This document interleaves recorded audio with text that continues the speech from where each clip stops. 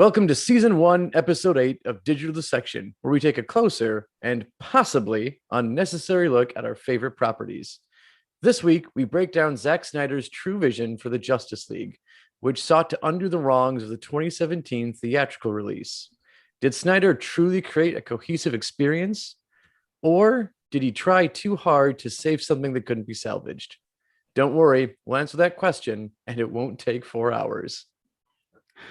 Hey, before we cut out all the unnecessary humor, remove comical CGI facial hair fixes, critical issues with plot, completely unexplored character motivations, new characters, add 122 extra minutes of runtime, spend 70 million more to produce, and consider whether or not the DC expanded universe should continue.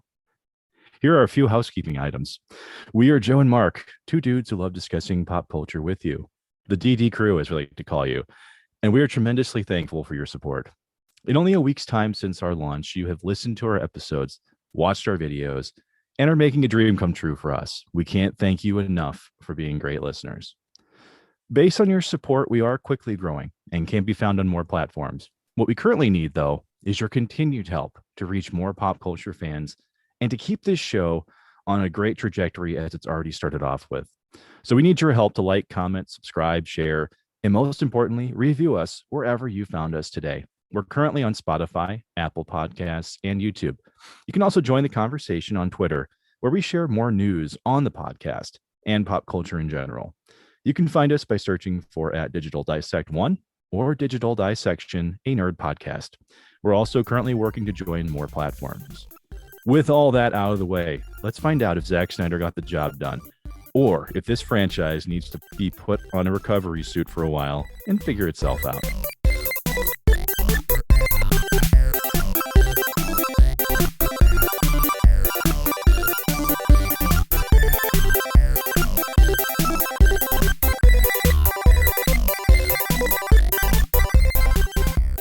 Joe, I imagine that you had to be pretty excited for this one. I don't know. This one I was kind of torn on, to be completely honest, of whether or not I was excited to actually see a movie that was a little more well built and put together, or just to have it finally finished, just say, all right, here it is. It still sucks. Let's move on with our life. And that's kind of where I was. I wasn't going into the Snyder Cut. I really didn't have any expectations for it at all, given what Zack Snyder gave us already. I was not in like the Snyder corner of fans that were excited over his gritty, dark DC universe where everyone's a brooding hero, not just Batman anymore.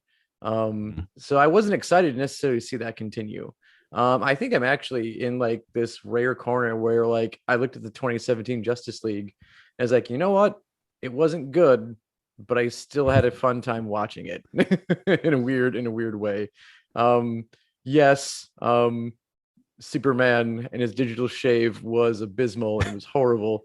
And for whatever reason, Batman just became like the butt of every single joke of the movie.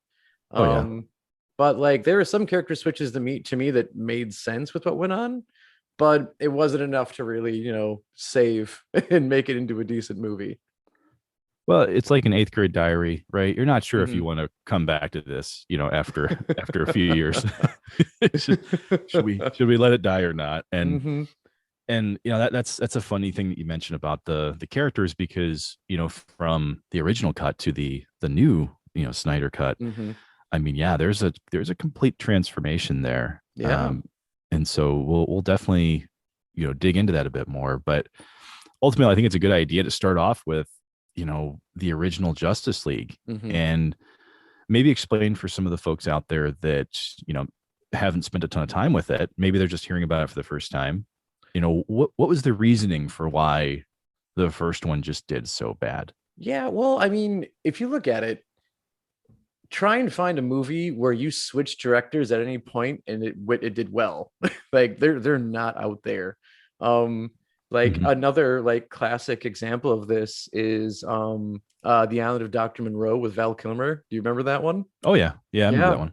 Yeah, that one switched directors halfway through it, and it was just like it was horrible. Like I remember like there was so much, not the amount of hype that this movie got with the Snyder Cut, but there was a lot of previews. They're really trying to like promote a flood release of this movie, and a lot of like 90s hype because it's such a classic storyline. And a visionary director, Val Kilmer is this amazing actor. And then you of course had Jarrell himself, whose name is for some reason Yeah, Marlon Brando. Marlon Brando, thank you. Also, Yeah. this very well respected actor, and you had all of these big things, and it just fell apart. It just Mhm. didn't do well, and that's kind of what happened here, except for vastly different reasons. Basically, you had Warner Brothers looking at Disney and Marvel like just crushing box offices with their superhero movies, and Yeah. theirs just weren't doing that. And they wanted what felt like a fast road or a fast track to fixing that, because what you had been getting were very, very harsh criticisms of how Zack Snyder was handling this cinematic universe. And like I'd mentioned before, like we don't want all of the superheroes to be brooding and mad and like seemingly like dismal like through their existences. Like that's a Batman thing. That's part of what makes him him. But Yeah. like the point of Superman is to be a hopeful like person. He's not someone you relate to. He's someone who inspires you to be better and to do more than what you think you can. That's his purpose. In Man of Steel, we had a character who was struggling with doing that because he was told to hold back by his father. He was told to not basically show off, to not really do anything, but to be who he's supposed to be later. And he didn't know who that was supposed to be until eventually he heard things from Jor-El. And Mhm. as we find out from his mother, the lovely Diane Lane in the next movie, he doesn't owe humanity a damn thing. So you have this character who just hasn't turned into the hopeful character yet, but with possibility of doing so. And we just never see that because we didn't get Man of Steel 2. We're probably not going to get Man of Steel 2 ever. And instead, we got this jump into Batman versus Superman: Dawn of Justice, Mhm. which is probably one of the worst superhero movies ever made. I'm just going to say it. Like, especially with its budget. Like, don't count like the 80s and 90s attempts at like Fantastic Four and The Punisher. It's like those things were done on a budget. And like you didn't get great actors necessarily for them. Like this thing had a big box office budget to it. You had big name actors and actresses in it, and it was horrible. It was a dumb movie from start to finish. I don't see how anyone could really enjoy it if you're a fan of the characters or just movies, because it doesn't tell a good story. You don't get characters making any sense from how we're used to seeing them. Batman's going around branding people before he sends them to prison. Mhm. He's also fully aware that when branded in prison, they kill you when they see the brand, like other inmates do. So Batman is knowingly just fine with getting people killed, doesn't give a shit about it. Superman's still not very hopeful, hates Batman for some reason. I mean, for some reason, basically the reasons I just said. And then the big turning point of this is that they have a mother with the same name. This was the butt of every internet joke for at least a couple years Well, because it was still, dumb. It was a still, horrible reason. Still funny. there's Godzilla and Kong Oh, I love that. references with the Martha joke. For So both movies too. Like for both both, Godzilla versus King Kong movies have that Martha meme made out of them. It was just a bad movie. Like there's no ifs, ands, or buts about it. Dumb movie. Um, and then you have that, like it got smashed by reviews by both critics and fans alike. yeah, And I think Warner Brothers basically got the hint, like Zack Snyder's not working, and he's already doing Justice League, and it's more of the same thing. And also, the untimely event of Zack Snyder's daughter committing suicide happens, so he's not really in a good place to really finish the movie, even though he's got most of it shot already. And yeah. Warner Brothers just wants to go a completely different direction now, so he's kind of more or less pushed out of this movie, from my understanding. Yeah, And and there's a couple things though that I'd like to mention to you before we get too far mhm, into that. One, The Punisher starring Tom Jane was a classic in my mhm, eyes. Others may not agree with that, but to keep this focused on Zack Snyder, I think mhm, one of the early issues with some of the movies that you mentioned and him getting forced out of this position probably had to do a lot with the fact that he approached it from the thought that I'm going to make this dark to mhm, begin, and then I will make it more lighthearted as we go on. Mm-hmm. Which, when you think about making a movie series, as you get to know characters more, and as the stakes get higher, as you would imagine, with an Earth level invasion event, it just doesn't make any sense to do No. that. Mm-mm. I mean, it doesn't make any sense at all to make a movie so dark that you can't show any personality to your characters. No, none at all. And to have no real good character development that happens other than for the fact that the movie needs it to happen Yeah. is more or less why. Like Batman needs to change, but the reason why he changes is pretty dumb. He gets Superman killed, which is what he wanted from the beginning, by the way. Mm-hmm. Batman straight up wants to kill Superman at the start of that movie. The first time we see Batman in the cinematic universe. Wonder Woman shows up on a whim for no real good reason. Like you have, which also again, like that showing up, like it didn't make any sense. Like she just randomly shows up to fight Doomsday, which also stupid use of Doomsday in this cinematic franchise. Totally throwaway. Totally a throwaway. Totally character. throwaway. Like, and then like she shows up. How does she show up? How does she know Doomsday's even happening? Like she doesn't have any, like there's no like extra like perception that should allow her to know that Doomsday is here, because it's not well announced that Doomsday is smashing through the city. Like, especially like if you read The Death of Superman growing up, Oh yeah. like just the brilliance that they did, like to set up the fact that they're reaching the last issue, because somewhere in every issue leading up to the point where Superman dies, Doomsday is getting closer to Metropolis, and he like reaches a sign that says how many miles left he has to get there. So it's this countdown to Doomsday, this countdown to Superman's death. There's this big build, and eventually Superman, which we find out didn't actually die in that, but whatever. It was this nice big build to the point where he's like smashing through like the United States until he reaches Metropolis. He literally gets resurrected, goes straight into one fight, and is killed in that one fight. Yeah. Like, how is it that anyone knows that he's even there?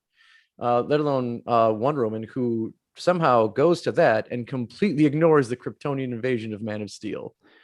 Just picks her battles, apparently.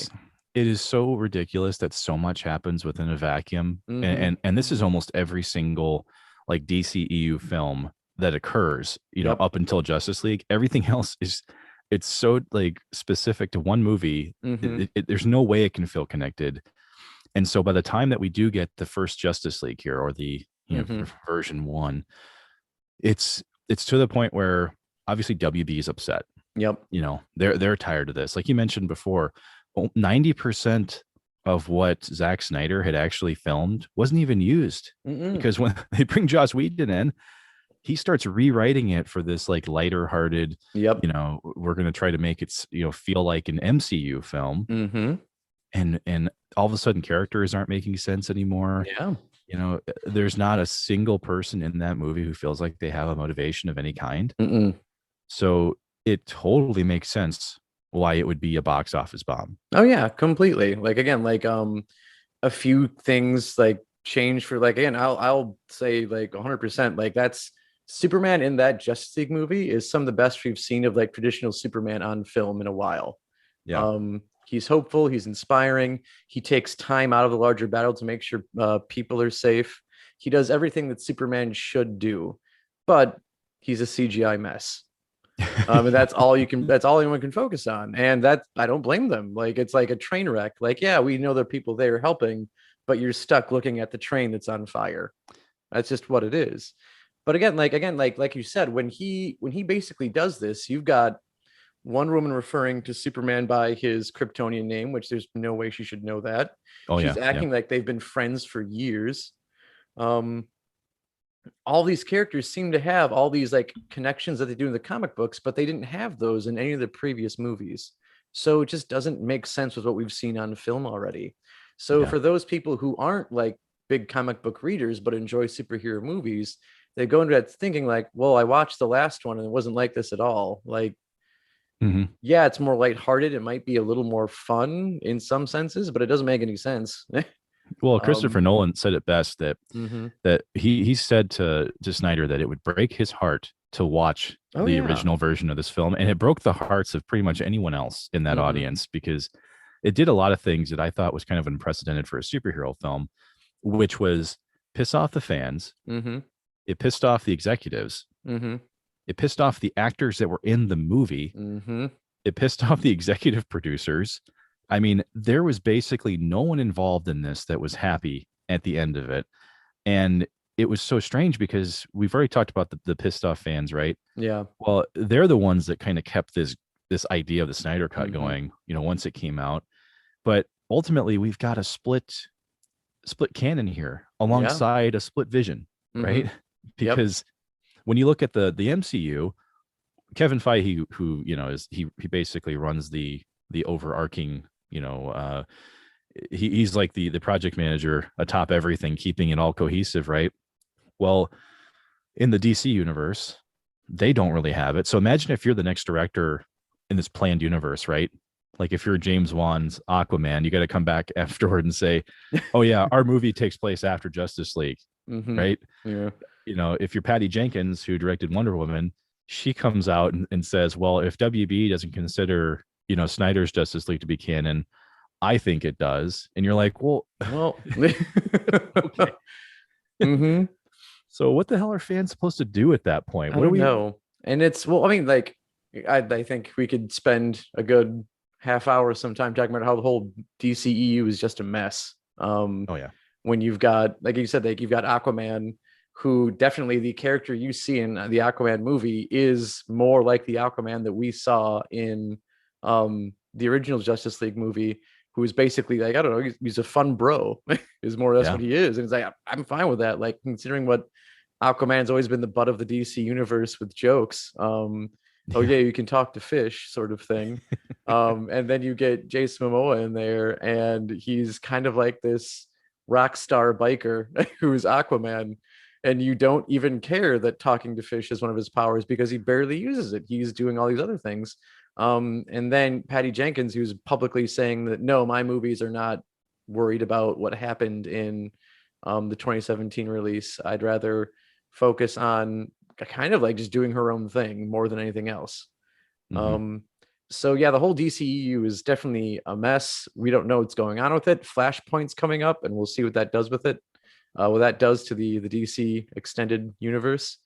Um, but Well, yeah. yeah. Well, we do need to throw a little bit of credit though to Richard Donner's Superman 2. Mm-hmm. So in 1980, we got Superman 2, Mm-hmm. which some folks may say is horrible CGI, quote unquote, and it belongs to the Mm-hmm. time vault. But there's an important precedence that got set here in Mm-hmm. 2006 because Richard Donner asked repeatedly, "This wasn't my original vision." Mm-hmm. Once again, this is one of those movies that got studio interference and things didn't Yeah. quite go the right way. So Donner was actually able to finally recut the film in 2006, which I think at a point here, you almost have to wonder if that doesn't happen, does the Snyder cut even get the light of day? Yeah, it's interesting to do. Um, Yeah. if fans can have that much control at one point, where if DC just said no, we're not doing it, or Warner said no, we're not doing it, yeah, I could see that. Well, I mean, I could see that being part of it, but then I really want to say that when you started, what probably made a bigger possibility of making this happen is when you started getting more and more complaints from the actors on set about what how Joss Whedon was running the movie and Oh how he yeah. was treating the talent of that movie, Yep. along with all the shutdowns and other like productions coming to a halt and they can't go on filming anything else. Um, and of course, like the fact that Zack Snyder's daughter had taken her own life, that Warner Brothers probably Yep. just looked at it, you know what? Um, we're gonna let him finish the movie. Like this is almost what I think of is how it is. It's like maybe they're just gonna let him finish the movie. Is like a sign of, hey, we fucked up. We shouldn't have done this, and this is what happened afterwards. We're gonna let you finish your movie if you still want to do it. And on top of that, like they got to put something out during a pandemic. Whether even though it wasn't Yeah. theatrical, it was straight to HBO. But I don't know. I think you take a look at like what Nolan did, not Nolan. What Donner did, plus all of this stuff happening. I think it all adds up to create this basically this perfect storm to make this movie happen. Well, we've got 180,000 signatures from fans. Mm-hmm. We've got the cast and crew who continually said we want to see the original vision that Mhm. we think belongs here. Yeah. You've got executive producers Christopher Nolan and Emma Thomas who never stopped telling Snyder, create your vision. Mhm. You know, they were very big parts in this. So ultimately, you've got fan activism on your side. You've got celebrity endorsements, and really at that point, you've got just pop culture pressure from every direction to get this shit off the ground. So fortunately, that perfect storm comes together, Mhm. and here we are now. So for those of you that were interested in actually hearing about the new Snyder Cut, this is your official break for us to start talking about it. Here's where we actually start talking about the movie. Well, ultimately, here's what I want to start off with. So we've got an R-rated film now. As far as the R-rated part of it goes, the only thing that I thought they should have put for this is like chapter 1, rated R. We say fuck now. Like That'd it be a should, great way to start. Or maybe we just get it because we did get parts 1 through 6. There should have been just a straight up forward yeah, where you added to this yeah, movie. rated R. We say fuck now. Welcome to the new Justice League. Because that's really all it was used for. Like, I mean, some of the violence was it was kind of there, but Yeah. it was standard superhero stuff. I mean, I think the R rating. I was just thinking about this, like if we're justifying certain things about the cut, the R rating. I don't know if it really adds much value to it. I mean, what is your thought on that? No, the same. I mean, yeah, you get more violence. You get Batman dropping an F-bomb here. I think he does that. There are a few of them dropped because I remember he does it at the end of the movie with the whole one of the two post-credit scenes, and you can't see me doing post-credits in air quotes because there's no post-credit scene in this movie. They just roll everything that was meant to be a post-credit scene immediately after the last scene of the movie. It's true. So you get Batman telling Joker that he will fucking kill him at one point. And other than that, you have a little more violence, but I don't think it adds a whole lot. I guess there was initial shock value that, oh my gosh, the DC superheroes have an R-rated movie coming out. That's kind of fun. Yeah, But no, I don't think the R rating necessarily does a lot to help this movie. yeah. It didn't do a whole lot for me. I mean, I thought of it like a Bloody Mary with like an extra pickle on the top of it. You know, like hey, I don't need that to enjoy the alcohol. Okay. I mean, you can put it on there, but whatever. I mean, the R rating was fine. But it just didn't really feel like you needed it all that much. But either way, actually getting into some content of the film. And for those of you that somehow managed to get here to this point, there's definitely going to be spoilers here. So if you're going to listen in at this point, we officially absolve you from listening to the rest of the episode if you would like to move on. Mm-hmm. But ultimately, Yeah. one of the first things I wanted to talk about in this movie was the whole bank heist in the beginning. You know, Mm-hmm. where Wonder Woman makes her triumphant entrance and all that. Something interesting about this that you don't see happen a lot in superhero films. When she arrives and then saves the day with the Mm-hmm. the bullet dodging show that she pulled off, which looked cool, but I was kind of sitting there going, "This is ridiculous, even for a superhero movie." Yep, the amount of slow motion used in that chunk of in a very small part of the film. It's like, okay, so slow mo will be a heavily relied upon tool for this movie. Oh, it's just so Mm-hmm. much. It was just so much. But Oh yeah. when you first see her in the beginning of this, I thought it was neat because in a lot of superhero films, you see the superheroes save the day, Mm-hmm. stuff goes great. But then Wonder Woman actually stops and like does like a meet and greet after she saves everybody. Yeah, no, that really doesn't happen too often that I can think of, other than honestly, a couple Superman movies do that. The first time you really see it, I think is in like actually Superman 4. I don't think he really does it in any of the other Superman movies. He's definitely like nice to the public and everything, but like Mhm. after actually saving the day, the first time I think you remember doing is in Superman 4, there's a out of control subway train and he stops it from smashing into a wall. He actually takes time afterwards, gets onto the subway car to check with everyone, reminds them that this is statistically speaking still the safest way to travel within the city, and he hopes that this hasn't like scared anyone from taking the subway anymore. After he's done everything, everything's okay. He then again, as a kind of actually a nod to that scene, in Superman Returns, which is like by far the coolest part of Superman Returns, is what we already kind of saw happening in the trailers, unfortunately, Mhm. is after he's done saving the plane that's falling Yeah. and he puts the plane down in the baseball field, flies up, tears off the door, gets onto the plane, and checks to make sure everyone on the plane is fine. And again, reminds them that flying is still, statistically speaking, the safest way to travel. And hopes this hasn't scared anyone from doing so. But yeah, no, otherwise we really don't. I'm even trying to think of, in like, even in the Marvel movies, and not taking away from them, because they've set up an amazing universe of movies with a few, I mean, a few doozies here and there, but for the most part, when the heroes are done saving the day, they take off. There's no interaction like No. between superheroes and the people they save, or if there is, it's it's very limited. It's like, hey, I've saved you, now I'm going to hand you off now to someone else from Yeah. emergency relief here. They're going to pick you up now, take good care of you. And so I think the reason why this happens here is potentially because we have just more time to do these types of character development things, because if you remember the original Justice League, we really just kind of get the brief interactions between like Aquaman and Batman. We don't get a whole lot of Diana in the beginning. No. We get some really quick snapshots of Cyborg, and they don't even really go into his connection between Cyborg and the Mother Box. No, they don't. It's other than just like the Mother Box like is kind of used to make him, and that's about it. They don't really delve into exactly what the Mother Box has like made him able to do. It's just, it saved his life from an accident, and that was it.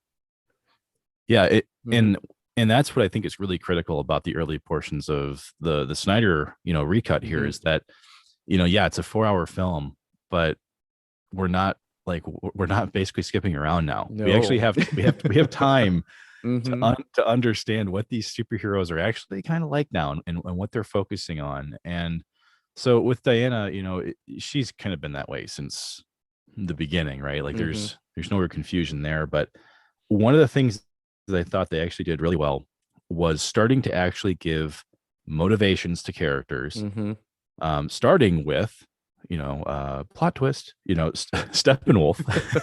Yeah, we actually have good motivation this time around. Like last time, it's kind of like this loose paving the way for something that's coming, and he's just really all about worshiping the unity in the Mother Boxes, and he's not really like explaining why he's all like up in their business and why he likes them so much. There's no real, I don't think, I mean, I haven't seen that release in a while, but I don't think he really even mentions Darkseid at all. And if he does, it is like right as he's getting his butt kicked back into a boom tube, or right before it. So like you just kind of have a bad guy for the sake of being a bad guy, which isn't a really good villain in a movie. One thing that you have to do, actually, I heard this in an interview with Jason Isaacs recently, which, if you're not familiar with Jason Isaacs, he was Draco Malfoy's father in that Harry Potter series.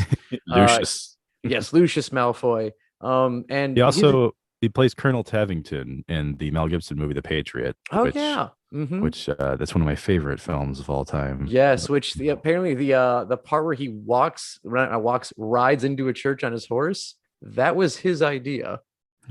And he thought of it as they were filming it, and the director loved it, but the set guys were like, but he won't fit through the door. And Isaac's like, that's okay, well, we won't shoot this scene today, you fix the door, we'll come back to it later. And that's what they did. and I'm pretty sure it was also his idea to fire the house and barns, even with the people inside. It was made, it's part of why Isaacs, he talks about in the interview that I listened to, was again on Michael Rosenbaum's podcast, Inside of You.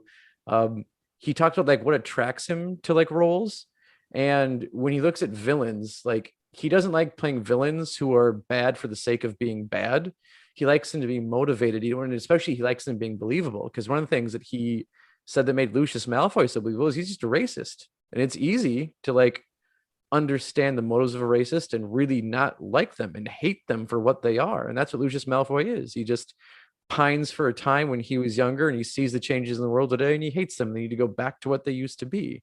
And that's part of the reason why you can get behind not liking Lucius Malfoy or his character in The Patriot, because like he is like for the crown. Nothing will stand in my way for making like basically you kneeling at my boot.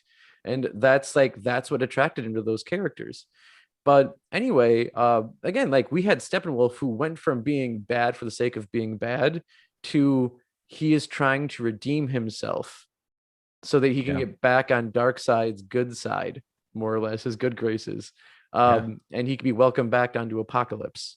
So now that this villain is motivated to succeed, that makes him, when he has conviction, it actually makes him a threat, and we have actual danger at this time. Whereas before it was, okay, he's just kind of a big tough guy who wants to throw everyone around. Well, whatever. The thing is, it's crazy to think that I actually found him to be more relatable when I realized that yeah, he's committing interplanetary genocide all across the universe, and it's all because because of his betrayal of Darkseid that occurs at some point in his recent past. They don't really go into that a whole lot, but no. But they do discuss it, and they finally bring it up. And so I actually felt really good for actor Kyron Hines, who played him, who voiced the character. You might remember him, actually, ironically enough, from the Harry Potter series, because he played Aberforth Dumbledore, so Dumbledore's brother. Yep. He was also in he was in Game of Thrones as well. He played the King of the Wildlings and all that. So for him to actually get a little bit more screen time, and to actually make Kyron's his whole portrayal actually makes something out of it, right? Because Steppenwolf is just such a throwaway character in the Whedon cut of Justice League, right? Like I'm guessing that Whedon is just so used to having these there's no, like, he doesn't actually believe in like gray evil, it would seem, right? Like, at least for no, the big baddies. He doesn't. There's just a massive evil, and it's coming your way, and you got to fight it. And I mean, that's essentially what both Avengers movies were that he directed. Yeah, I mean, it's just you've got one baddie surrounded by faceless enemies, and that's it. You just have to beat the faceless enemies and the bad guy in the middle. And that's really all you see with Steppenwolf in the original. But in this one, they legit fix everything wrong with him in the Whedon cut with one line of dialogue, where he says, I want to, I want to please, Darkseid and be welcome back into Apocalypse. And you're like, okay, yeah, I get it now. That's all the depth this character was actually missing, and you fixed it very, very quickly. Yeah, man, it's like homemade chicken soup. All it needs is a dash of salt. Sometimes it doesn't need a whole lot, right? Not a whole lot. No. You just make that okay, like the hand gesture, and you're like, yep, got it. And that's all it took. Yeah, all it took was there. So great job fixing Steppenwolf. Also, like, again, like we talked about Cyborg a little bit. He gets a lot more pun intended justice in this movie than he did in the original cut, just by, again, like bringing in more of what the mother box actually does for him, what his powers actually are, seeing his powers more in action and what his abilities are throughout the movie are really, really good. We really see more of a better side of this strained relationship he has with his father, Silas Stone. Yep. Even though I actually kind of liked how they handled Silas in the original movie over this one. Yeah. It's mostly just because, like, Silas Stone that we saw in both of these movies, he's definitely a dad who prioritized kind of his work over everything. And like, it's not like this is a dad with a normal 9 to 5 and he's like, oh, I just got to do this and I'm focused on this more than anything else. Like, he actually had that kind of world saving work that he was trying to accomplish with, and he had more of a legitimate struggle of working and not being able to go to his son's football game. But that aside, it's still going to hurt the kid. It's still going to hurt you growing up. And we see that basically through every iteration of Cyborg, except in these movies, in both of them, Silas is aware of that flaw. Of like, he actually knows that like what he's doing is hurting his kid, but he kind of feels trapped because of his responsibility. In the comic books, like, Silas Stone really is a hardened asshole because he's an old mean son of a bitch and doesn't really care. Because like in these movies, like, you hear his mom talk about like, your dad is actually proud of you, he just doesn't know how to show it very well. Whereas in the comics, like, Silas Stone flat out tells his son, like, what you're doing as an athlete, like, it doesn't matter to anyone. Like, you're literally wasting your time on that, and doesn't care what his son's doing like day to day. Yeah. And really throw like he's like, nope, what you're doing is throwaway. You need to focus on things that are more important, Eh, sort of thing. And and so in these yeah. movies, you get this more of a nice father, and at least in like the Whedon version, um, he survives to the end to try and like make a reconnection. You see that at the end of the movie, whereas he, again, spoiler alert, he dies in this movie, and he never really gets to redeem himself in it. And you realize too, though, I mean, depending on what time period we're talking about, like Mm-hmm.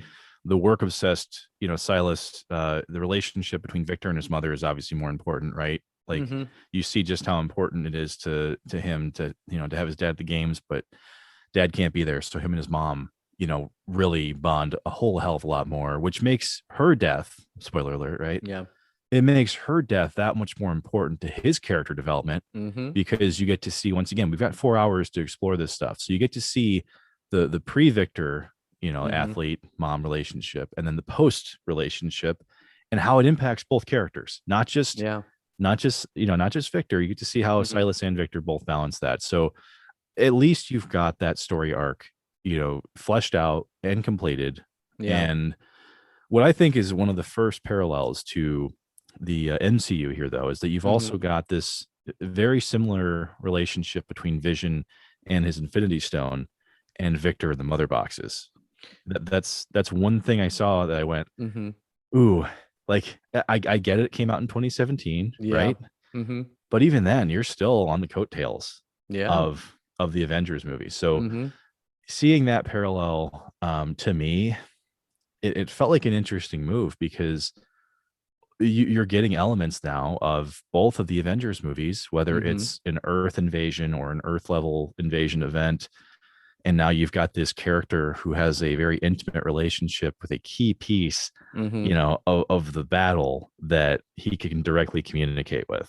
Yeah. And so, you know me, I'm like, I was a Marvel fan long before movies came out. So for me, Mm-hmm. it was like, I'm not trying to find these parallels. They just exist. They just exist. And I mean, comic book companies borrow from each other so much. It's hard. It's hard to really like fault them for that, though. Oh yeah. Yeah. Um, like, like I mean, even look at the baddies of this movie.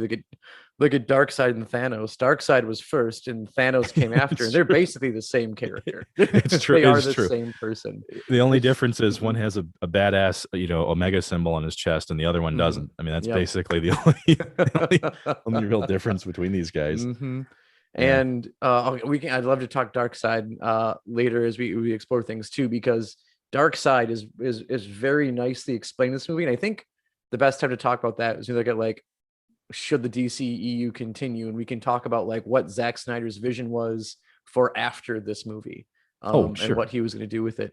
But other than that, kind of like wrapping up a little bit with Victor Stone, it was fun seeing his backstory too, of like they put in like he isn't just an athlete.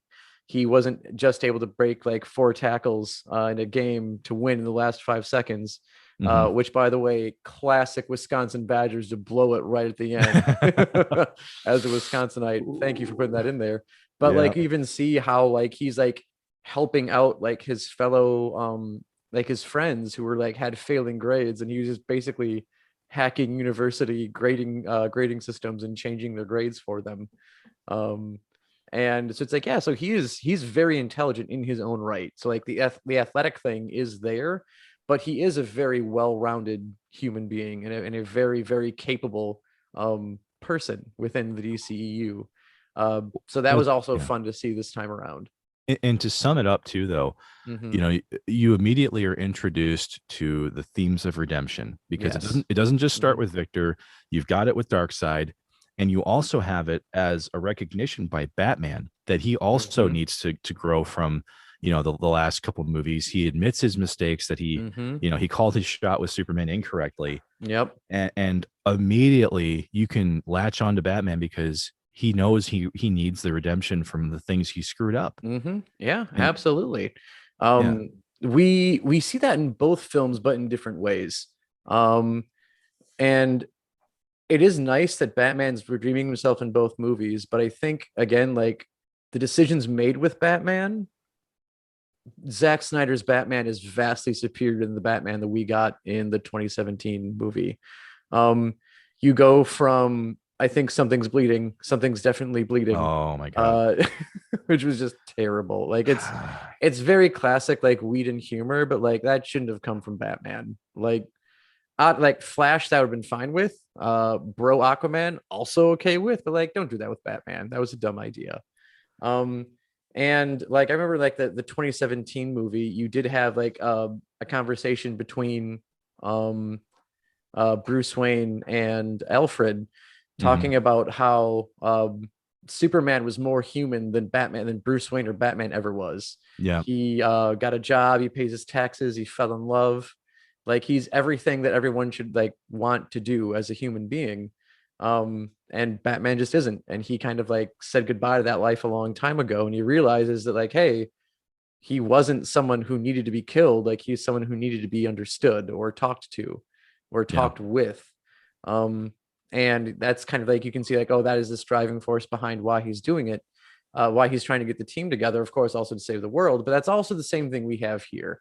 It's just instead of Batman being laughable about it, and you don't get that conversation with Alfred this time around, but you do have Batman acting very differently as he's fighting. He's still like still Batman. He's very, very capable of handling himself against the parademons everything in this movie, but like he's not a joke about it. And I also really like that in this movie, Batman's not so quick to just grab a rifle from a parademon and blast it away like the old No. West. No. No, that No. he basically that doesn't happen until the very to like, the final act in like the very last fight. Yeah. But like he holds himself, or he's able to hold himself through this, um and not be so completely unforgiving throughout the movie.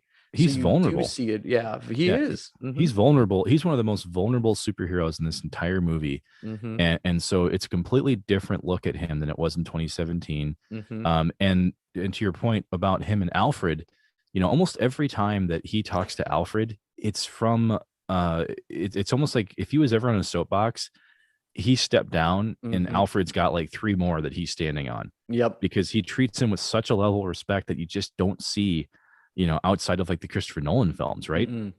I mean, No. like Alfred is the one running the show. He even says it to the rest of the Justice League. It's Mm-hmm. like yep, that's the guy in charge. And so for me, like watching this version of Ben Affleck's Batman, I did not really care for him in all the other movies that Mm-mm. he was a part of, Yeah. because you just couldn't really. There's nothing about him you could really latch onto. Yeah, and it wasn't Ben Affleck's fault. It was the character and Yeah. where it was Yes. directed. Exactly. It Mm-hmm. was the character, and it was the fact that once again we've got these motivations that for one, you don't get explore or any kind of Mm-hmm. exploration with it. But now we've got this redemption arc that falls within. You've got Aquaman already, right? Mm-hmm. Because early on you're introduced to him, being the lost king of Atlantis, and so he already has a mantle that he needs to take back up. Obviously we've got Cyborg or Victor and his issues with survival guilt, Mm-hmm. and like trying to understand his purpose and where he falls in the world. And then we've got it with Batman too, you Yeah. know. So and Steppenwolf, And ironically enough. Steppenwolf, yeah. So so this Mm-hmm. redemption arc is really interesting because it makes up the majority of that first, third of the movie now, Mm-hmm. because we get to see, Barry, or the Flash rather, and seeing why he's doing the things he's doing. Mm-hmm. Like we get to see why, like the relationship between him and his dad in the original cut. Mm-hmm. But we get just that much more Yeah. in this one, where we find out he's looking to take up a really shitty part-time job just to pay for, Mm-hmm. his education so that he can, start Mm-hmm. to work to get his dad out of jail. And so like that was a throwaway. That was a really small part of his Mm-hmm. character. And so you get to see Barry's relationship with his dad, who's in prison. He's played by Billy Crudup, wasn't he? Yeah, he was. Yeah. Mm-hmm. Yeah. Dr. Manhattan himself. And I think he was a lawyer in Spotlight. If you're familiar with that movie. Yeah. Yep. Mm-hmm. Yeah. Yeah. I mean, it was just cool to see him because, him and Snyder have worked together before, obviously, but Mm-hmm.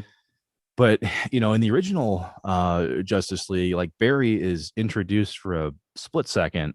You see that his dad's in prison, and then all of a sudden Bruce Wayne's recruiting him. Mm-hmm. And so you're like, well, sorry for your dad, but now you need to run really fast for us. Yep. And so in this one, it was like Mm-hmm.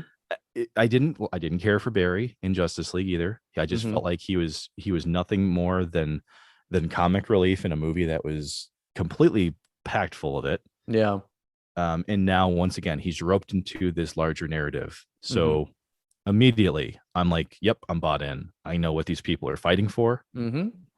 So let's see how that shakes out. But one thing that I want to mention about this that I did feel was a slight miscue was how they did this invasion arc, with Steppenwolf and them finding the first mother box. It felt really strange to me that the stakes were kind of high to start off the movie, but then there's just all this other shit happening that feels like we're kind of waiting around for them to find the next box. Yeah. Yeah. I would agree. Especially like you have that initial fight with the Amazons, and that's a very like you look at the basically the lengths that the Amazons went to make sure that the box didn't leave their possession. I feel like Yeah. they should have maybe swapped the Amazons and the Atlanteans, because you'd have that more like casual build. Like the Atlanteans put up a good little fight, and which, by the way, I do like that we actually saw actually just how badass Mira can be as a Oh, fighter in this movie. yep. Because again, like she isn't like necessarily I forget like her like the all the like the underwater like lineages, because she's not just an Atlantean, she is something else. Hmm. Because unlike the Atlantean, she can control the water itself. Yeah. And just that great scene, well, that great part of the movie where Steppenwolf like has her pinned against a pillar, and she Yeah. pulls the water out from everything around them, and he's like I forget the exact line he says, that basically like she's failing, or what she did isn't like it's not going to work. She's like, oh, I wasn't trying to do that, and you just see moisture like coming out of his face, and eventually the moisture turns into Yeah. blood, because she Yeah. can literally suck the water, like she has control of the water in his body. And then he realizes, oh fuck, I've got to get her, I've got to throw her Yeah. away, I've got to get rid of her. So It, you can it, see like how powerful as a character she really is. it felt like a Scarlet Witch Thanos moment, Yeah. Mm-hmm. like all of a sudden Steppenwolf is like, he's just kicking the shit out of all of these characters. Mm-hmm.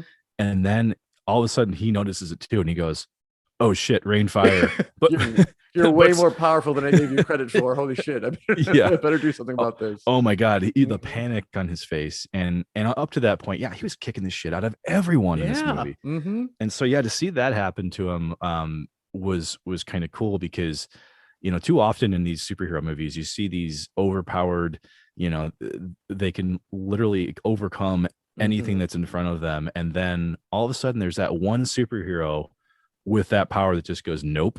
Yep. It's like we're gonna knock you down a peg, and so that Mhm. that was pretty solid. Yeah, that was pretty awesome. But I mean, when you look at how the Atlanteans were like protecting their mother box, I mean, it was just like some dudes standing around making sure no one was going to take it. Whereas Yeah, the Amazons have basically this big stone tomb yeah, that, when basically as a last resort, the tomb seals itself and collapses into the ocean. yep. So it's like, yep, like you're made like if you're coming for this box, you're fucking staying with it. Like you've got it, but now you can't leave. Yeah. Was like the goal of it. And then of course they have basically very Lord of the Rings like the realm of man, like just kind of like, well, we'll just fucking bury it in the middle of the road. Yeah. They didn't really have a good plan for it, because they were either seduced by its power or just didn't know any better. So like it would have made sense that one was like obscurely put away. Like Victor like put it into his own grave at one point in the movie, before he takes it back out.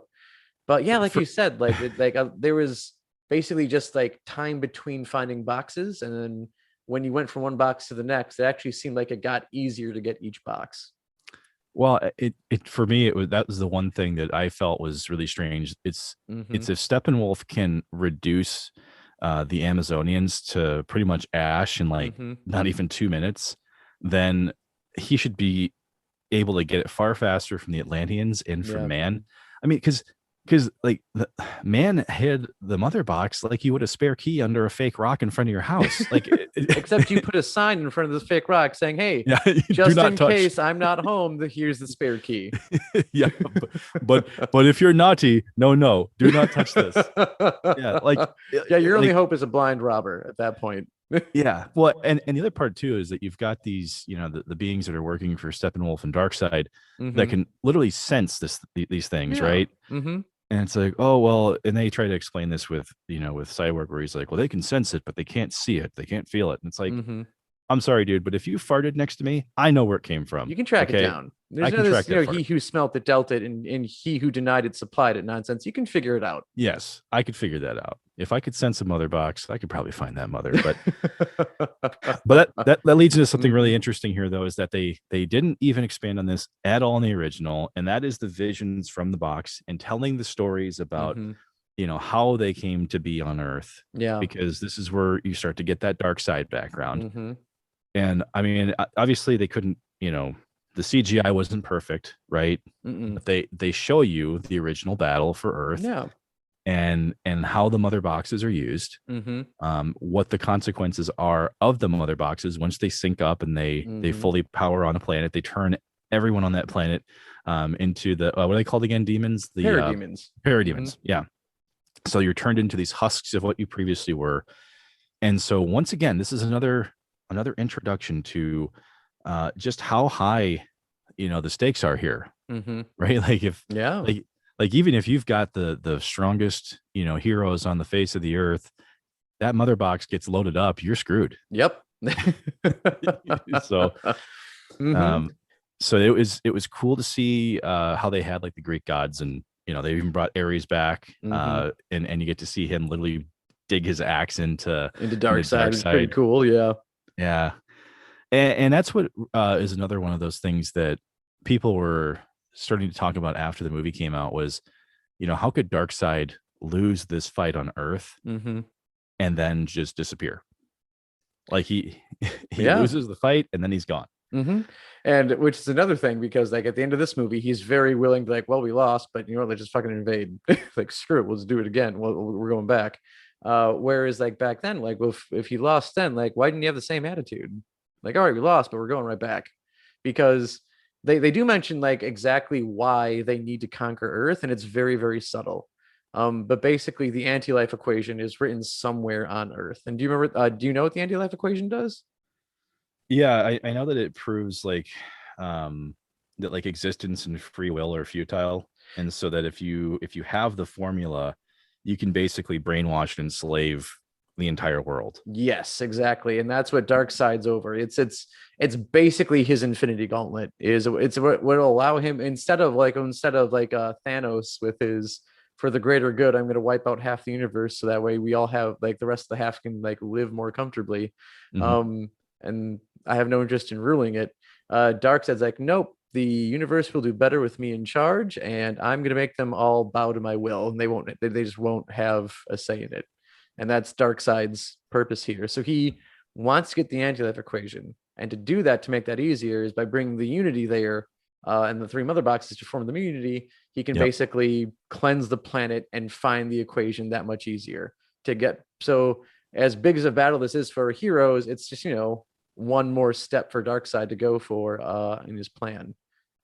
Yeah, and you know what? When people are asking about why he would forget, I was actually going to immediately provide the counterpoint to it. It was think about if you're Darkseid Mm-hmm. and you've got your lieutenants out there, guys like Steppenwolf, who are literally conquering planets all over the place, because they, Mm-hmm. they they said they conquered something, what, like he was supposed to give him 10,000 planets. Is that what it was? Yeah, that was his penance, is 10,000 planets to come Yeah. back. Yeah. So even if he lost this battle thousands of years ago, Mm-hmm. think of how many other places he absolutely destroyed Oh in the yeah. meantime. I mean, Mm-hmm. across thousands of years. I'm sure, in his recovery, like He probably got one or two planets between well, between him getting kicked out and him trying to get back. well, and that might be it. Like he got his ass kicked, and that's at least why I was like, this could make sense for Mm-hmm. why he wouldn't have immediately came back. Was, maybe the anti life equation was like it was rumored to be on Earth, Mm-hmm. and someone had to remind him of it later, you know. Yeah. But it made sense to rope it into Steppenwolf's, redemption arc, because now all of a sudden his 10,000 planet penance doesn't really matter. It's like, you brought me the golden goose. This is what I absolutely need now. Mm-hmm. So once again, the stakes, they meet the occasion. So we've got this full attention now on Earth. And so that original battle and giving you all of the context of what happened, it just brings everything forward. And so now you're all caught up on everything we missed in the original. Yeah. So And one thing that then stays the same is to, like, okay, we know why they have to conquer Earth, and why haven't they been back before? And the answer to that was supposedly Superman. And that's the yes. same answer in both movies. Is you've got, they didn't conquer because Superman was around before, which again, Superman was around for a very short period of time, though, which this is still a bad excuse in either movie. Like, seriously, he's around doing shit for like what, maybe 3 years, 4, Mhm. somewhere in there. It's like between you failing the first time and Superman crash landing there and him growing up and then 4 years, there is a lot of time between that where you could have came back and done something about it. But either way, I digress. That's a part that moves the plot forward, is they need to get Superman back because he was the reason they didn't invade before, when a mother box was turned on to do something. And that once again, that's another motivator for why they say the timing is right, because in that original, in the sequence they show us, there's a Green Lantern there, and this time it's like, nope, there's no Green Lantern here. Yep, there's no there's no Kryptonian here. So they know for sure, like, or at least they think they know based on the intel, is that the time is right. And so now that we've said that point, it may make even more sense for why he forgot to come back, was because if he knew he wasn't going to be able to get the job done a second time, you shoot or shoot. So you got to take your shot when it makes the most sense. And so I think that's what it was. Like, he was like, I could try now, but I don't want to get my ass handed to me again.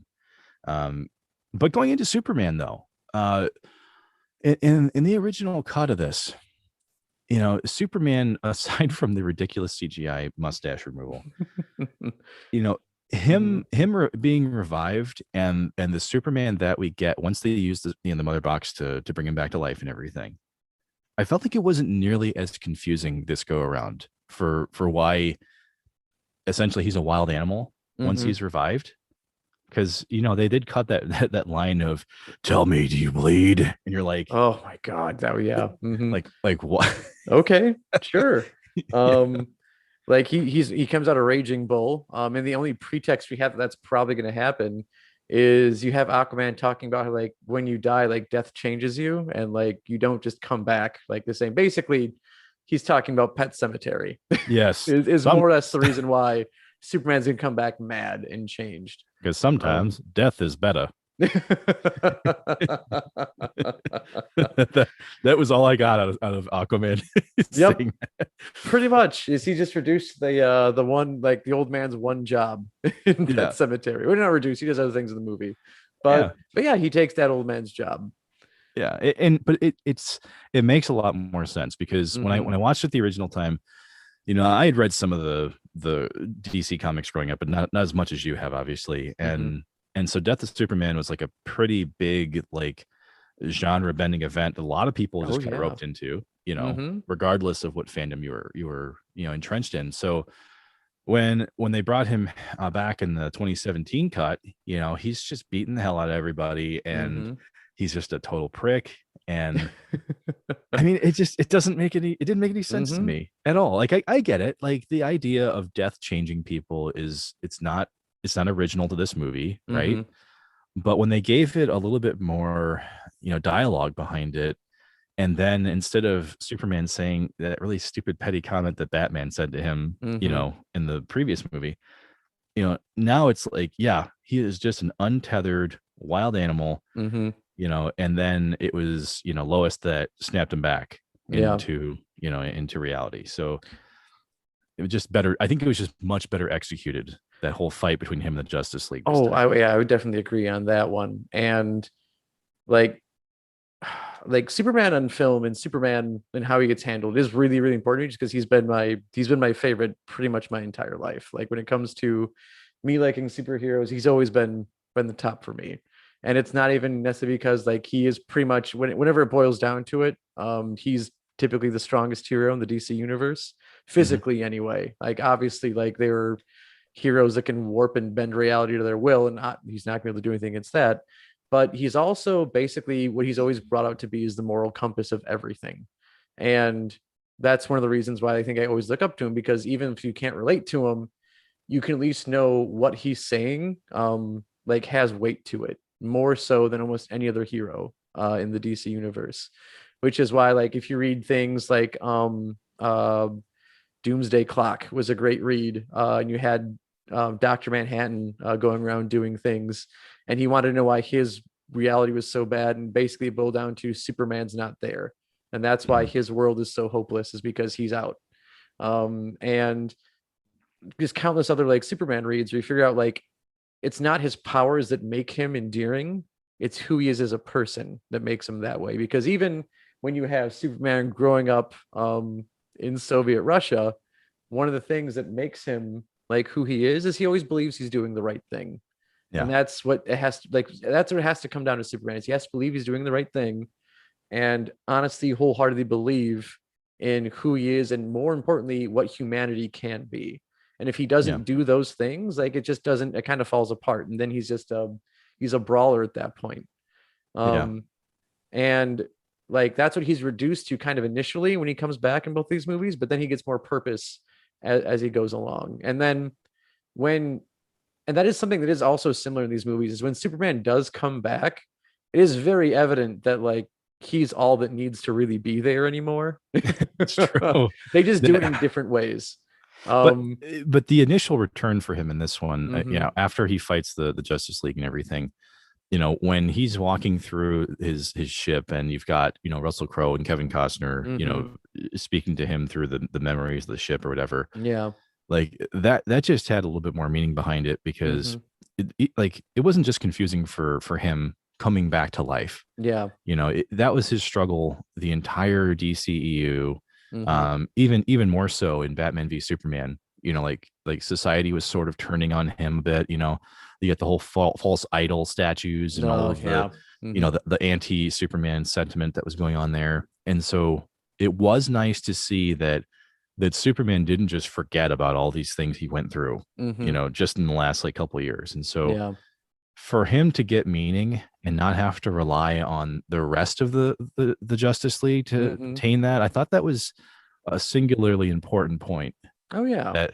that they decided to have that be just him. Like mhm, his whole, once again, stories of redemption here. His redemption and regaining his motivations. It was the most. I mean, they're all deeply personal motivations. Don't get me wrong, but this one felt like it had, I would say, that the best fleshed out redemption, right? Like, because he's literally hearing his father and his adoptive father, mhm. and just hearing them kind of pep him back up, you know like I can't, I'm not even Mhm. gonna lie about it. Like, I had some goosebumps hearing that voiceover, and then also his recovery suit, which was the best time to use it, Oh because yeah. he puts on, if for those of you that haven't seen the recovery suit before, that's what he's wearing in the movie. It's the Mhm. it's the black and gray suit and everything, which technically is Kryptonian's underwear, right? Pretty Like much, yeah. this- Mhm. any Superman suit you see is just their underwear, because they actually wear armor. Everybody, these Yeah, guys wear well, armor. I mean, I mean, it depends. Like his actual suit pretty much always is like his mom made it for him. Oh, of Which is course. just another, it's another like whole thing of Superman is like his cape is literally the blanket he was wrapped in when he came to Earth, and his suit his mother made for him. Because Kryptonians don't wear anything that resembles what Superman wears No, from his saving days. it's the Jimmy Woo oversimplification here, right? Like, but Yeah. but Hmm. I thought that was what was really cool leading into what's essentially like the final battle of almost all superhero films here, is that Superman being able to, like, go from, just, I would say, from like 10% to, this dude's supercharged, right? Hmm. Like, when in the MCU, when Iron Man gets hit with lightning, and it's like your I think it's your power was 3,000% or something, and he's like, Yeah. How you know about that? how about that? That's Hmm. what Superman does, because he's was obviously impacted by our universe's sun, and that's how he got his power. So for him to be in the recovery suit, go out into space and get full on ray shot at him, that made sense to me as to why he is like ready to go. Yeah. And in that final battle with Steppenwolf, he beats the fuck out of him. Oh yeah, it's not even a chance. It's not even a competition. When you No. compare like Superman coming back the first how he interacts with Steppenwolf the first time. Yeah. You've got in the original movie, the team is basically had their backs to the wall. Steppenwolf is monologuing about how the unity is truth, and then Superman's like, "I'm a big fan of truth, also a fan of justice," and it's terribly cheesy. And he just starts whomping on Steppenwolf after that. And then this one, again, just more of that darker Zack Snyder tone.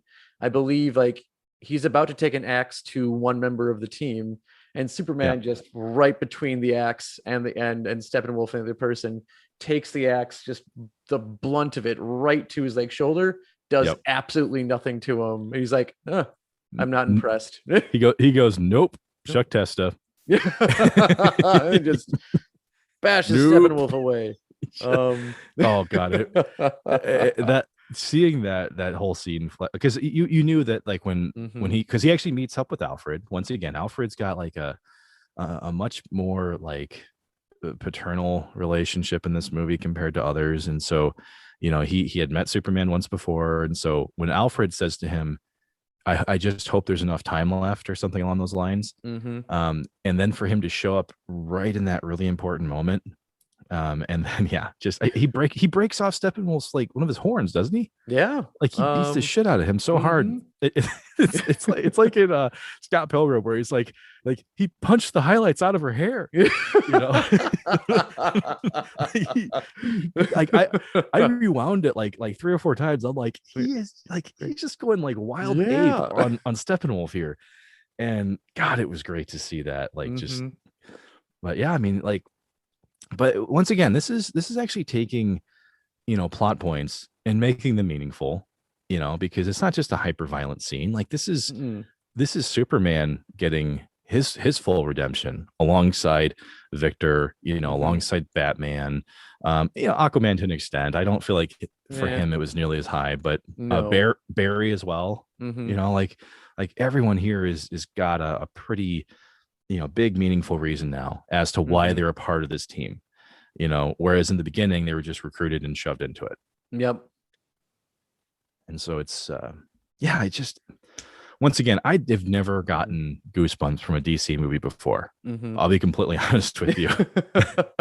but when that axe comes down and Superman's just like, nope, you're fucked. You're getting your ass beat right here and right now.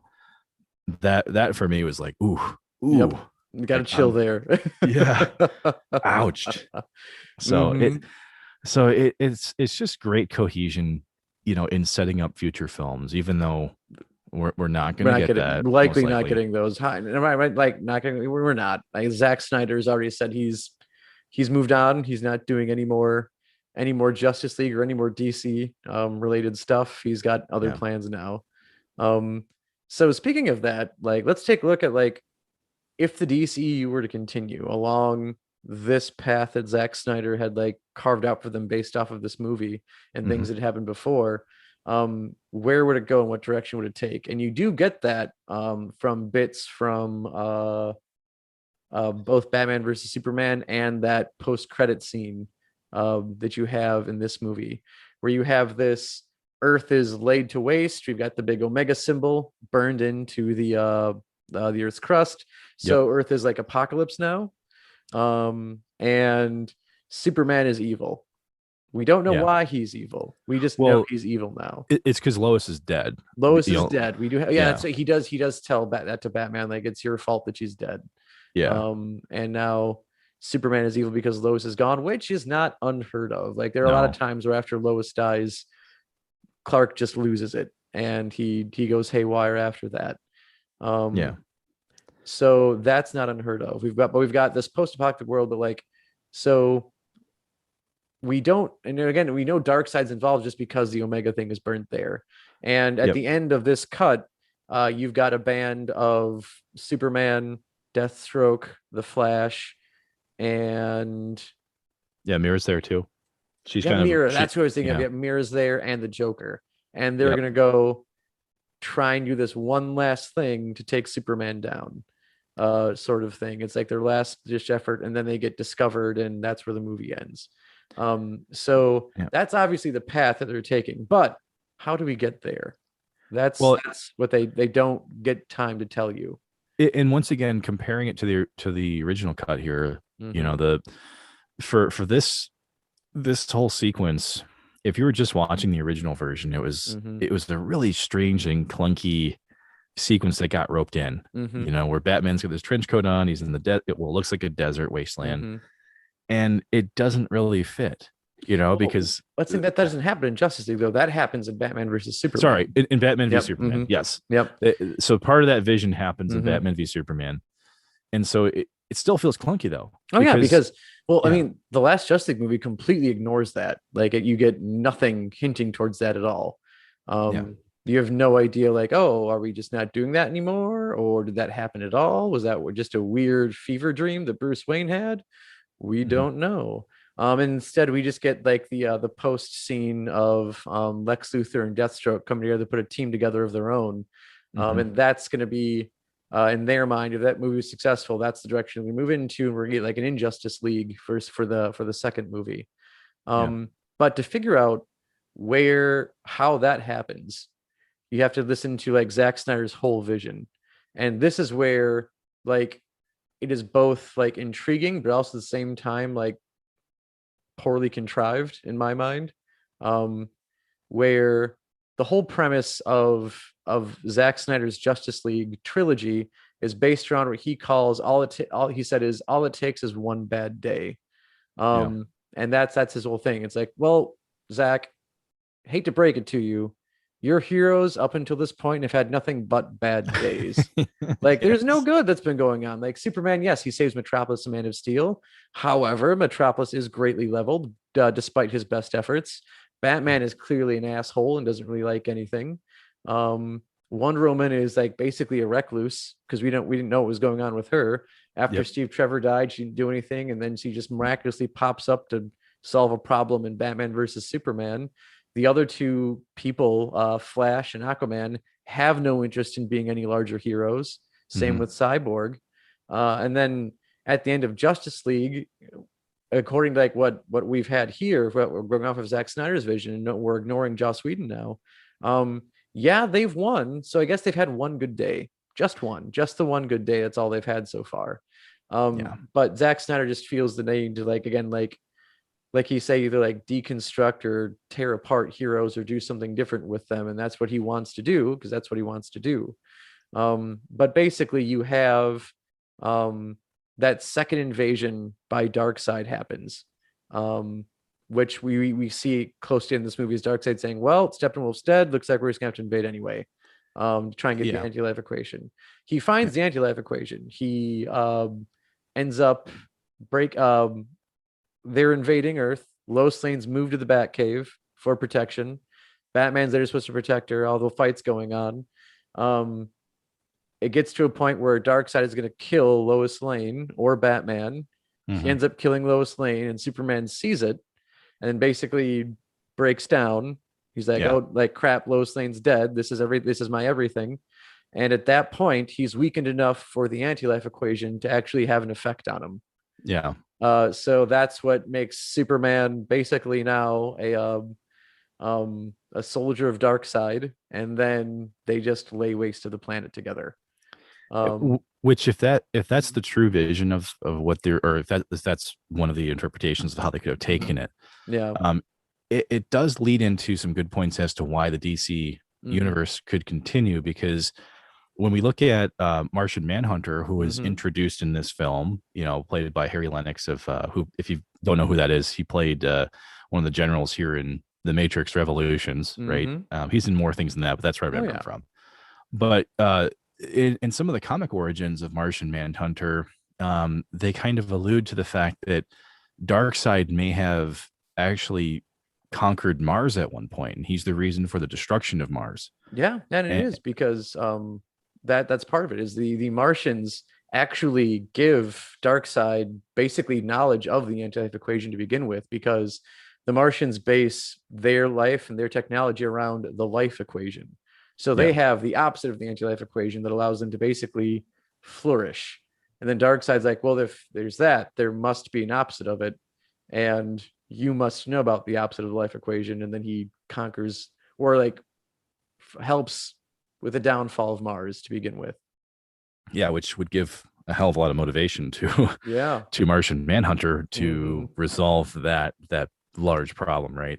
But not Um, enough motivation to do anything in this movie other than impersonate Lois Lane. correct. Which Mhm. once again, this is a movie that they can only have done so much Yeah, with, it's not perfect by any Um, means, but yeah.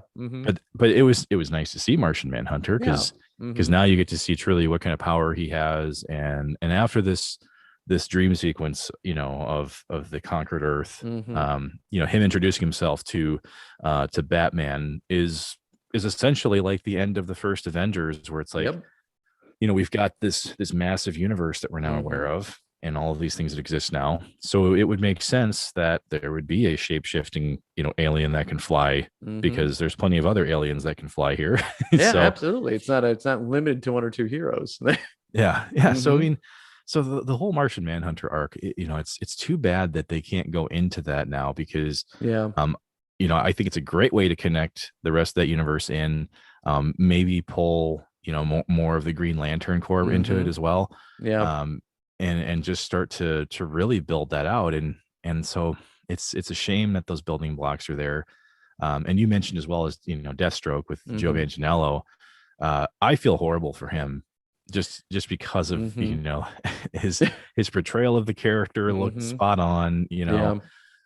God, and just I feel horrible for anybody that had like a part to be named later, kind of thing in this. Yeah. Like you're gonna have your moment, Hmm. and he's just one of those He just those didn't get it. casualties. Yeah. Yeah, I feel Yeah. horrible for that, but Hmm. But yeah, I mean, like, um, again with Zack Snyder's vision, though, like, which Magnello was a part of, um, like, so he had a plan for basically a Justice League trilogy, and in the second movie is them trying to go back in time to prevent Superman from basically losing it. yeah, They have to fix the whole thing. So you get the Flash succeeds in going back in time to warn Bruce Wayne, like, hey, like you have to save the right person. It has to be Lois Lane, which is what we see a little bit in Batman versus Superman. We have like the mustached Flash reaching out to Bruce Wayne in a dream sort of yeah, thing.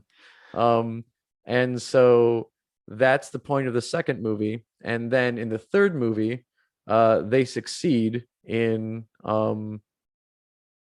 that, and that they reset the timeline. And now when Darkseid is going to kill Lois Lane, Batman actually sacrifices himself and dies instead. um and then after that, Superman, of course, is also still mad, and then basically flattens Darkseid with the help of the rest of the League, and they successfully push Darkseid off the planet. And that's the third movie. And where the third movie ends is Superman and Lois have had a child, yeah. and the child is powerless. He doesn't get any of Superman's inheritance, basically, for some reason. But when he grows up, he ends up becoming the next Batman. Yeah, Yeah. yeah, which those things, those concepts, they sound pretty, like, they don't sound bad, Yeah. but when you think about trying to continue to make these DC movies, Mm-hmm. we've already got a pretty emotional time traveling experience, gut punch from Avengers Endgame, Yep. right? And so as you're the EU, or the EU, as you're the DCEU, you know, Mm-hmm.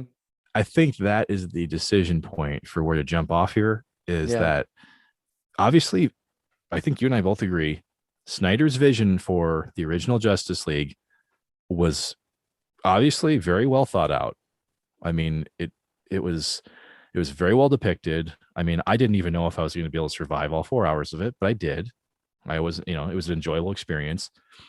But with everything that Marvel has been doing, DC from a cinematic universe has been trying to catch up, and I think that's why we even have this recut anyway. Because they just fumbled the rest of it so hard that that is why they had to make up for that problem. Yeah. And so it's a shame that we'll never get the additional, vision from this universe. But it's just at this point, whatever you make, we're only going to compare to Marvel. It's hard to be original anymore. Yeah. So That is unfortunate. Again, like, and it's again, it's unfortunate. Yeah, it's gonna be compared to Marvel because Marvel just did it so well. yeah, Like it's again, like even though, like we said, like they could have a few movies that don't do well, the overall like setup has been done so well to the point like, okay, well, anything you do, if it has even any remote relation to it, is going to be compared like, well, Marvel just did that. So you're really going to do time travel when Marvel did that in Endgame, and again did it interestingly and very well. Like what they did was very fun. Um, and if yours is not even like close to what they do, it's not going to be considered nearly as successful. yeah, and I think the real struggle here is that Marvel can successfully balance anywhere from Mm-hmm. 15 to 20 different properties into a cohesive Yeah. two-part movie, Mm-hmm. and DC can't even do it with 6 for one. Yep.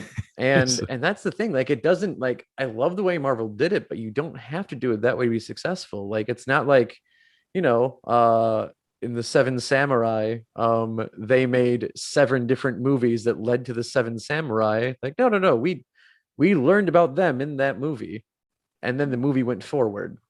yeah, Or if like you were the Americanized version, the Magnificent Seven, we didn't get 7 cowboy movies that led up to the Magnificent Seven. We just got the Magnificent Seven, and we got backstories from the characters, each by each, and then we move the plot forward from there, and the movie continues, and it does it very well. So, like again, like it is sad that like DC couldn't manage to really do either of those things. Like it feels like they were starting to do it the Marvel way, where okay, we got Superman in here, we'll introduce Batman, then Batman gets a movie, Wonder Woman comes in, Wonder Woman gets a movie, and then we'll get Justice League, and then we'll go from there. But it's like, no, like I feel like what they had in front of them wasn't insurmountable, and they just couldn't do it. yeah, it's what happens when you have a combination of studio interference, Mm-hmm. mounting pressure from the competition, and I think everybody should have just slowed down and took a deep breath here. Mm-hmm.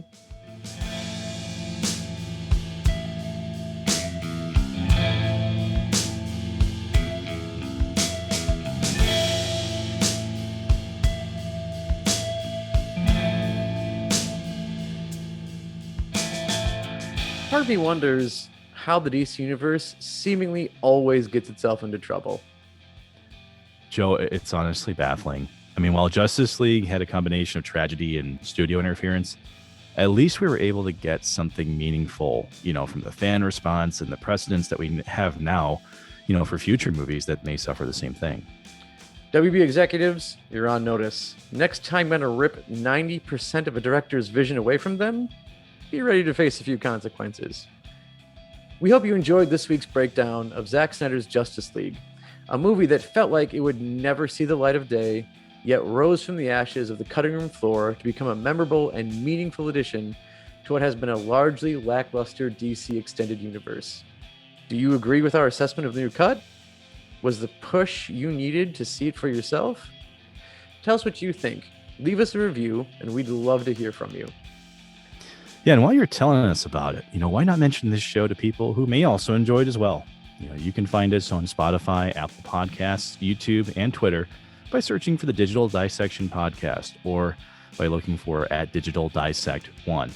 While you're there, just like Joe said, why not comment, subscribe, leave us a review? This will all help us, a tremendous amount and ensure that we're still in your ears for the weeks to come.